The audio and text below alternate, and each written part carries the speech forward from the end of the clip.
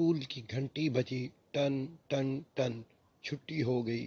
छोटे बड़े बच्चे क्लासों से इस तरह निकले जिस तरह गर्मियों में चींटियां ज़मीन से उबलकर बाहर आती हैं। वो जब तक स्कूल की इमारत के अंदर रहे तब तक भीगी बिल्ली बने रहे, और स्कूल की इमारत से बाहर आते ही शेर हो गए।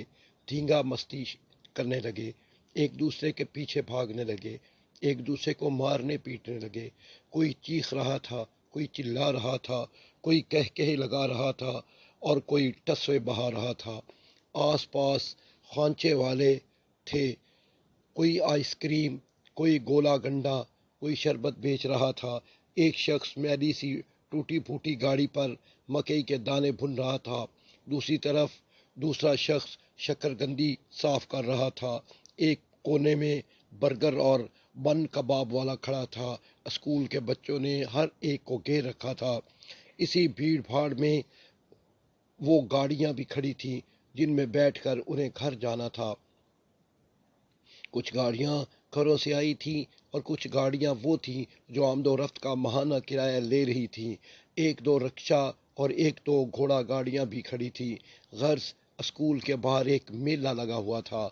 शोर हंगामा चीखो पुकार, अजीब रौनक थी। इस हंगामे में वहां एक फकीर पहुंचा। इसके दोनों पैर घुटनों के पास से कटे हुए थे। वो लकड़ी के एक तख्ते पर बैठा था जिसमें चार चाल लगे थे। उसके दोनों हाथों में लकड़ी के बलाक थे। वो इनकी मदद से तख्ते को चलाता। हामिद को शरारत सूझी। वो इसके पास गया और बोला, लंगड़दीन, पैसे के 3 जूते खाओ, 3.5। लंगड़ा फकीर गुस्सा हुआ और उसे मारने के लिए लपका। हामिद उसको मुंह चढ़ाता हुआ भागा। पीछे से सर कलीम आ रहे थे। उन्होंने दूर से हामिद की शरारत देखी और इसे आवाज़ दी, हामिद यहाँ आओ। उस्ताद की आवाज़ सुनकर हामिद की सिट्टी गुम हो गई। वो मन ही मन में जल तू जलाल तू आई बला को टाल तू पढ़ता हुआ सर के पास आया। सर कलीम ने उसका कान पकड़ा और कहा, तुमने इस बेचारे फ़कीर का मजाक उड़ाया। कितनी बुरी बात है, वो भी तुम्हारी तरह तरह के एक इंसान है, अल्लाह ताला का बंदा है, मुसीबत का मारा है। पता नहीं वो क्यों और कैसे अपाहज हुआ। इसका मजाक उड़ाना अच्छा नहीं। अल्लाह ताला से अल्लाह ताला के बंदों से प्यार करो, अल्लाह ताला तुमसे प्यार करेगा। अल्लाह ताला के बंदों से नफ़रत करोगे तो अल्लाह ताला तुमसे नफ़रत करेगा। अल्लाह ताला के बंदों का मजाक उड़ाओगे तो अल्लाह ताला तुम्हारा मजाक उड़ाएगा। जाओ उससे माफ़ी मांगो। शाबाश, जाओ जल्दी जाओ। हामिद नदामत के साथ फ़कीर के पास आया और बोला, बाबा, मैंने आज का आपका दिल दुखाया, मुझे माफ़ कर दीजिए। ये कहकर वो रोने लगा। फ़कीर मुस्कुराया और बोला, जाओ बेटा जाओ, मैंने तुम्हें माफ़ कर दिया, लेकिन याद रखो, आज के बाद किसी अपाहज और माजूर पर न हंसना। किसी के दिल से आह निकली तो अल्लाह ताला तुमसे नाराज़ हो जाएगा। जाओ, अब अपने घर जाओ, माँ बाप तुम्हारा इंतज़ार कर रहे होंगे। हामिद का दिल हल्का हो गया। वो आंसू पूंछते हुए सर के पास आया और बोला, सर, आप भी मुझे माफ़ कर दें। मैं आपसे वादा करता हूँ कि अब आइंदा किसी गरीब फ़कीर का दिल नहीं दुखाऊंगा। सर कलीम ने मोहब्बत और शफकत से उसके सर पर हाथ रखा और इसकी पीठ थपथपाई और बोले, अच्छे बच्चे इसी तरह बड़ों का कहा मानते हैं। जाओ, अब घर जाओ। इतने में गाड़ी का हॉर्न बजा। हामिद ने दौड़ लगाई और गाड़ी में जा बैठा। हामिद शरीर ज़रूर था, होशियार और ज़हीन भी था। वो 5वीं में पढ़ता था। सर कलीम उसके क्लास टीचर थे। दूसरे दिन वो क्लास में बैठा था। सर जमात के कमरे में दाखिल हुए। सब बच्चे अस्सलाम वालेकुम कहते हुए खड़े हो गए। सर कलीम ने जवाब दिया, वालेकुम अस्सलाम, बैठ जाएं। सब बच्चे बैठ गए। सर ने पहले हाजिरी ली, इसके बाद पूरी क्लास पर नज़र दौड़ाई। फिर बोले, बच्चों, आज मैं आपको तारीख़ का एक अजीब व गरीब और सबक आमोज़ वाक़या सुनाता हूँ। ये सुनकर बच्चे बहुत खुश हुए। सब बच्चों ने सर कलीम की तरफ कान लगा दिए। उन्होंने अपनी बात शुरू करते हुए कहा, यह उन दिनों की बात है जब हिंदुस्तान और पाकिस्तान एक ही मुल्क था। इस पूरे मुल्क का नाम हिंदुस्तान था। मैं जिस दौर की बात कर रहा हूँ, उस ज़माने में बहादुर शाह जफ़र دلی کا بادشاہ تھا، وہ مغل خاندان کا آخری چشم و چراغ تھا۔ اس کے دور حکومت میں مغلیہ سلطنت سکڑ کر لال قلعے کی چار دیواری کے اندر تک محدود ہو کر رہ گئی تھی۔ ظاہر میں بہادر شاہ ظفر پورے ہندوستان کا بادشاہ تھا، مگر اصل معنوں میں پورے ہندوستان پر انگریز سرکار ہی کا راج تھا۔ بہادر شاہ ظفر بادشاہ ہوتے ہوئے بھی انگریزوں کا اعلی کار تھا۔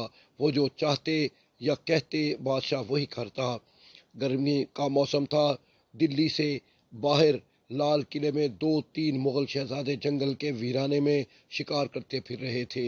ان کے ہاتھوں میں بندوقوں کے بجائے غلیلیں تھیں۔ درختوں کی ٹہنیوں پر پتوں کی چھاؤں میں بیٹھی ہوئی چڑیوں اور فاختاؤں کا وہ شکار کر رہے تھے۔ اتنے میں ایک فقیر وہاں آ نکلا۔ اس نے دیکھا کہ تین لڑکے غلیل سے ننھی منھی چڑیوں اور فاختاؤں کو مار رہے ہیں۔ ان کا لباس اور رکھ رکھاؤ دیکھ کر معلوم ہو رہا تھا کہ وہ بادشاہ زادے ہیں۔ وہ لڑکوں کے پاس آیا اور شہزادے اسے دیکھ کر کچھ حیران ہو گئے۔ فقیر ان کے سامنے پہنچ کر ہاتھ باندھ کر ادب سے کھڑا ہوا اور بولا، اے شہزادو، بے زبان پرندوں نے آپ کا کیا بگاڑا ہے؟ آپ ان کی جان کے دشمن بنے ہیں۔ جس طرح ہماری جان ہے اس طرح ان کی بھی جان ہے۔ جس طرح ہم خوش رہنا چاہتے ہیں اسی طرح انہیں بھی خوش رہنے کا حق ہے۔ جس طرح ہمیں کوئی چوٹ لگتی ہے تو ہم دکھی ہوتے ہیں، اسی طرح چوٹ لگنے سے انہیں بھی صدمہ پہنچتا ہے۔ وہ بھی منہ میں زبان رکھتے ہیں، ہماری تمہاری طرح بولتے ہیں، مگر ہم ان کی بولی سمجھ نہیں سکتے۔ آپ بادشاہ زادے ہیں، آپ کو اپنے ملک میں رہنے والوں سے محبت کرنی چاہیے، ان کی جان اور ان کی مال کی حفاظت کرنی چاہیے۔ یہ بھی آپ کی رعایا ہیں، ان کی حفاظت اسی طرح آپ کا فرض ہے۔ ان تینوں شہزادوں میں سے ایک کا نام مرزا نصیر الملک تھا۔ فقیر کی نصیحت والی باتیں سن کر وہ غصے سے آگ بگولا ہو گیا اور بولا، ارے تم کون ہوتے ہو ہمیں نصیحتیں کرنے والے؟ تم تو دو ٹکے کے آدمی ہو، بھیک منگے ہو اور چلے ہمیں سمجھانے۔ پہلے اپنی اوقات تو دیکھو، پھر زبان کھولو۔ ہم شکار کھیل رہے ہیں، کوئی گناہ کا کام نہیں کر رہے۔ فقیر نے شہزادے کو سمجھاتے ہوئے کہا، بے شک آپ کے سامنے میری کیا حیثیت ہے، مگر آدمی مال و دولت سے نہیں عقل سے بڑا بنتا ہے۔ جس کے پاس عقل ہے وہ سوجھ بوجھ سے کام لیتا ہے، دنیا میں اسی کی وقت ہے۔ جو عقل سے سوجھ بوجھ سے کام نہیں لیتا، خواہ اس کے پاس کتنی ہی دولت کیوں نہ ہو، دنیا میں اس کی کوئی وقت نہیں۔ میں شکار کھیلنے سے منع نہیں کرتا، شوق سے کھیلیے، مگر ایسا شکار کریں کہ ایک کی جان جائے اور 5-10 جانوں کا پیٹ تو بھرے۔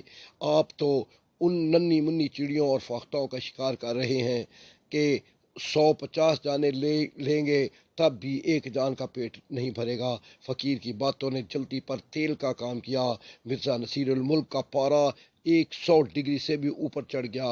وہ غصے سے لال پیلا ہوا اور غلیل سے ایک پتھر فقیر کے گھٹنے پر اس زور سے مارا کہ اس کے منہ سے دل دہلا دینے والی چیخ نکلی اور وہ زمین پر منہ کے بل گرا۔ تینوں شہزادے گھوڑوں کی پیٹھ پر بیٹھتے ہی یہ جا وہ جا۔ فقیر نے کراہتے ہوئے کہا، ہائے ظالم، تم نے میری ٹانگ تو توڑ دی، اللہ تعالیٰ بھی اسی طرح تمہاری ٹانگ توڑ دے اور تم بھی زمین پر گھسٹتے ہوئے چلو۔ یہ دعا دے کر فقیر زمین پر اپنے آپ کو گھسیٹتا ہوا سامنے کے قبرستان کی طرف جانے لگا۔ بات آئی گئی ہو گئی، دلی میں 1857 کا خونی انقلاب آیا۔ اس خونی انقلاب میں مغلیہ سلطنت اور اس کا تخت و تاج، اس کی شان و شوکت، عزت و ناموس سب کچھ بہہ گیا۔ کل تک جو بادشاہ زادے تھے وہ فقیر بن گئے۔ کل تک جو دوسروں کی جانوں سے کھیلتے تھے ان کو جانوں کے لالے پڑ گئے۔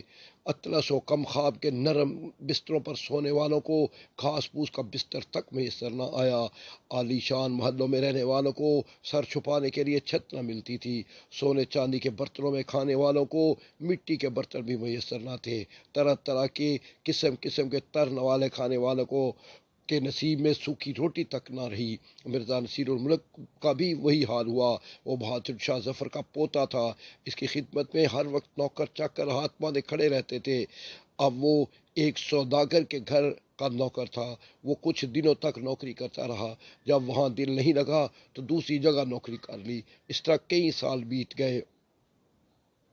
ایک دن دلی کے بازار میں لوگوں نے دیکھا کہ ایک فقیر جس کے چہرے بشرے سے لگتا تھا کہ اس کا تعلق مغل خاندان سے رہا ہوگا، گھسٹتا ہوا چل رہا تھا۔ فالج کے شدید بیماری کی وجہ سے اس کے دونوں پیر بیکار ہو گئے تھے، وہ چلنے پھرنے سے معذور ہو گیا تھا۔ وہ ہاتھوں کو زمین پر ٹیک ٹیک کر اپنے آپ کو اس طرح گھسیٹتا جس طرح کل شہزادوں کو نصیحت کرنے والا فقیر اپنے آپ کو گھسیٹ رہا تھا۔ لوگ رحم کھا کر، ترس کھا کر اس کی جھولی میں کچھ نہ کچھ ڈال دیتے۔